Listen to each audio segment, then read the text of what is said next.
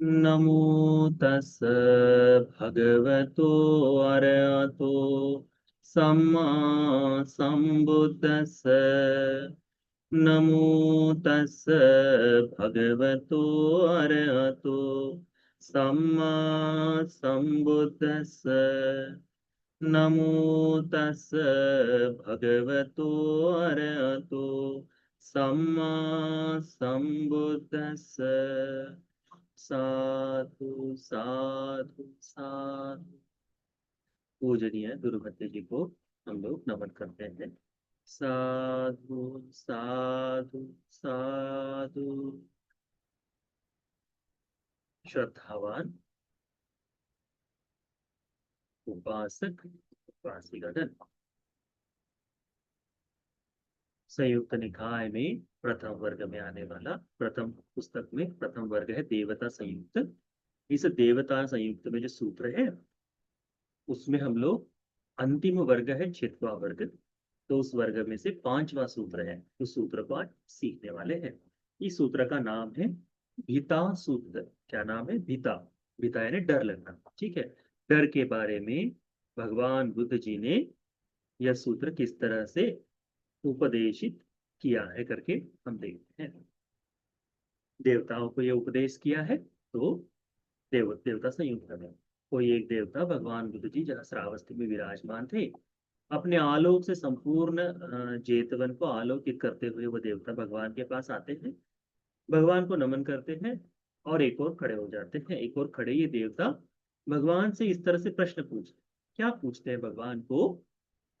किंसुद भीता जनता अनीका मग्गो चनिकाय तनप्पवुत्तो उच्छामितं गौतम भूरि पඤ्ඤा किस्मिं ठितो परलोकं न भायेति।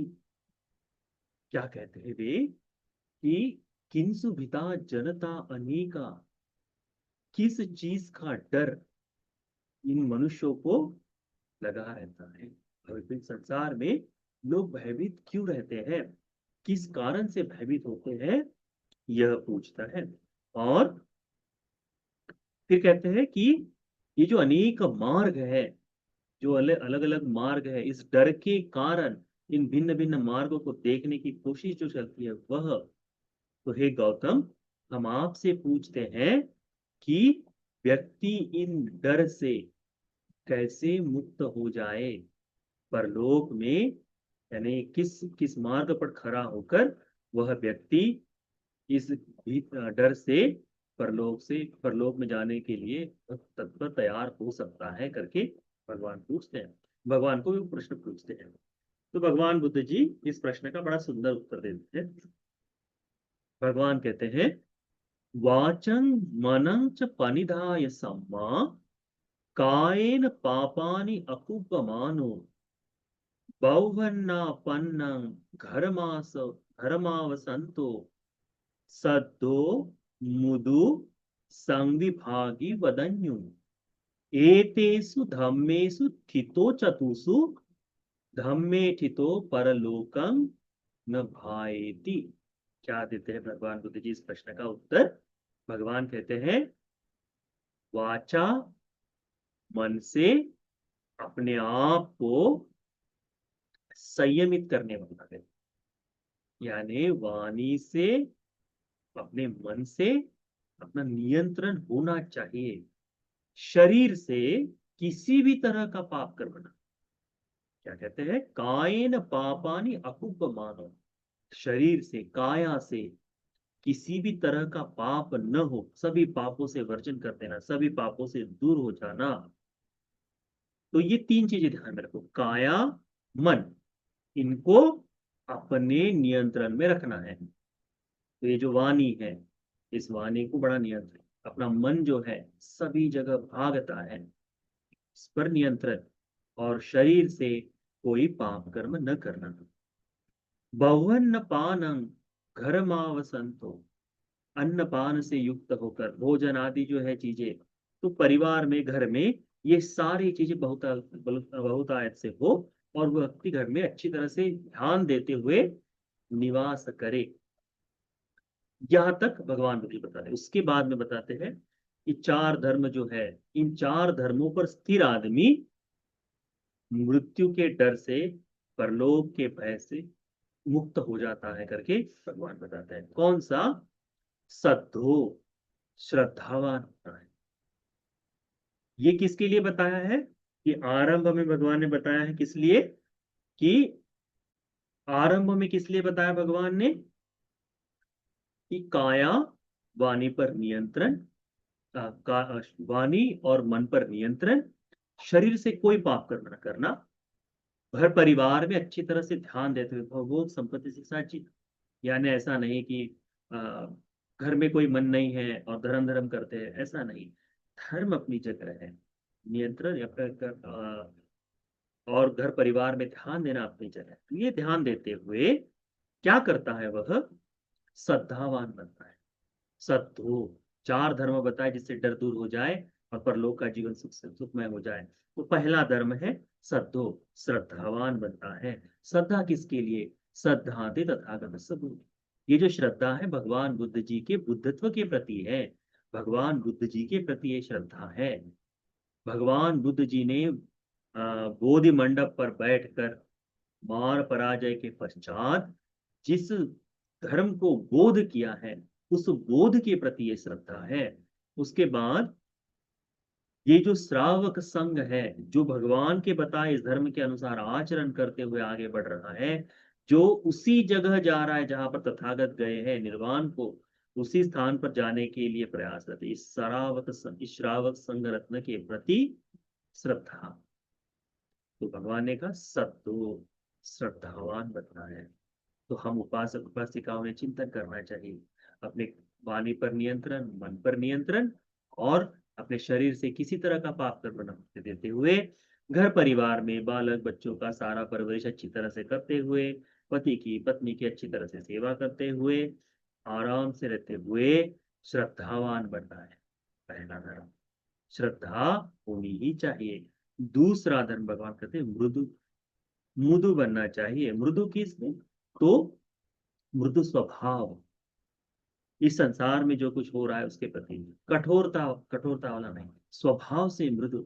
स्वभाव से मृदु यानी ऐसा नहीं कि हर बात पर रो दे। स्वभाव से मृदु यानी सत्य यथार्थ को जानने के लिए जो मृदुत्व चाहिए वैसा। बातचीत करने में मृदु होना चाहिए, वाणी जो है मृदु होनी चाहिए। तो वह मृदुता जो है वह। उसके बाद में भगवान कहते हैं संविभागी। संविभागी का मतलब होता है कि कुछ भी आपके पास कोई भी संपत्ति कुछ भी हुआ आपके पास, भोजन आदि हो, तो अकेला मैं ग्रहण करूं ऐसा नहीं। वह समान रूप से बांट कर अपने आसपास के लोगों को बांट कर देना चाहिए। यानी मिलजुल कर रहना चाहिए, मिलजुल कर भोजन आदि करना चाहिए। इस बारे में भगवान कहते हैं संग विभागी। भगवान ने तो ये कहा है ना कि यदि कोई व्यक्ति यदि दान का पुण्य यदि मेरी तरह समझ जाए, तो वो बगैर दान दिए भोजन ग्रहण नहीं करेगा करके बताते हैं। या फिर अंतिम में कोई निवाला बच जाए और अंतिम भाग भोजन का बचे और उसमें भी कहीं कोई मांगने के लिए आ जाए, तो वह भी दान देने के लिए इच्छुक हो जाता है करके भगवान कहते हैं। तो संविभाग यानी अच्छी तरह से दोनों को, इन लोगों को बांट कर वह स्वयं भी ग्रहण करता है। आप देखो, माँ का स्वभाव ये होता है, जब भी कुछ चीज आ जाए, कुछ भी खाने के लिए दो, माँ क्या करती है उसमें से एक अपना रख, अपने पहले बच्चों के लिए अपने एक एक हिस्सा रख लेती है और फिर अपने लिए रख। बहुत ही ध्यान देने वाली महिला है तो वह, नहीं नहीं अभी पति आए नहीं है तो एक हिस्सा उसके लिए भी रख दो। उसका हिस्सा शायद बच्चे खा जाए अलग बात है, परंतु ये होता है कि उन पर अच्छी तरह से ध्यान दिया जाता है। वह अच्छी तरह से किसी भी आपत यानी बांटने में वह महिला निपुण होती है। अनेक बच्चों में ये देखा जाता है।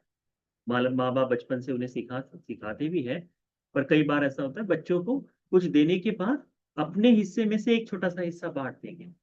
वो संविधान, ये जो बांटना है, ये दान देना जो है, ये बड़ा लाभ। तो भगवान ने कहा संविभागी, बांट कर मिल बांट कर खाने वाला व्यक्ति। और कहते हैं वदन्युम, वदन्युम यानी धर्म के आचरण के लिए, धर्म के आचरण के लिए तत्पर रहने का जो भाव जो है वह।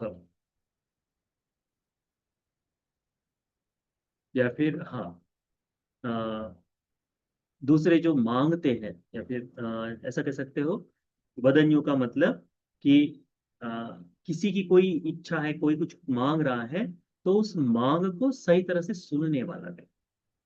ठीक है, तो दूसरों की मांग को जानकर सुनकर रहने वाला, तो ऐसा धर्मवान, ऐसे धर्म का आचरण, इस चार धर्मों को अपने जीवन में रखने वाला व्यक्ति, भगवान कहते हैं, वह मृत्यु के भय से परे जाता है। धम्मे स्थितो परलोकं न भायति। ये जो धर्म में स्थिर, ये चार धर्मों में स्थिर व्यक्ति परलोक का भय नहीं करता, परलोक का भय नहीं करता।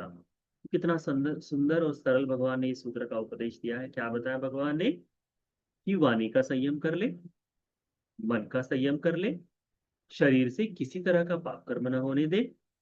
अपने जीवन में, मनुष्य जीवन में आप परिवार में रह रहे, तो परिवार में रहते समय अच्छी तरह से भोजन आदि से सन्नत होकर, ऐसा नहीं कि घर में बिल्कुल यानी कई बार होता है कि तिथि होने के बावजूद भी व्यक्ति घर परिवार में उतना भोजन आदि की मात्रा नहीं रखता।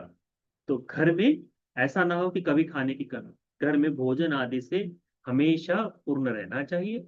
और फिर उसके बाद में भगवान कहते हैं कि चार धर्मों पर स्थिर होना चाहिए। पहला धर्म है श्रद्धावान हो जाना, दूसरा धर्म है मृदु चित्त का, तो मृदु चित्त था मृदु वाणी को बोलने वाला, श्रद्धावान है, मृदु जीवन है, और जो वस्तु मिली है, जो धन, जो भोजन मिला है, उसे मिलकर बांटकर ग्रहण करने वाला, और दूसरों के बातों को, मांग को सुनने वाला, ऐसा उदार चरित्र जो है, उदार व्यक्ति जो है, ऐसा उदारता युक्त धर्म का आचरण करता हुआ व्यक्ति परलोक में भय नहीं मानता करके भगवान बुद्ध जी बताते हैं। तो हमें भी धर्म का अभ्यास करते समय इन इन चार चीजों को अपने जीवन में है या नहीं, इसका चिंतन निरंतरता से करना चाहिए। ठीक है, तो ये सूत्र, इस सूत्र का नाम है भीति सूत्र।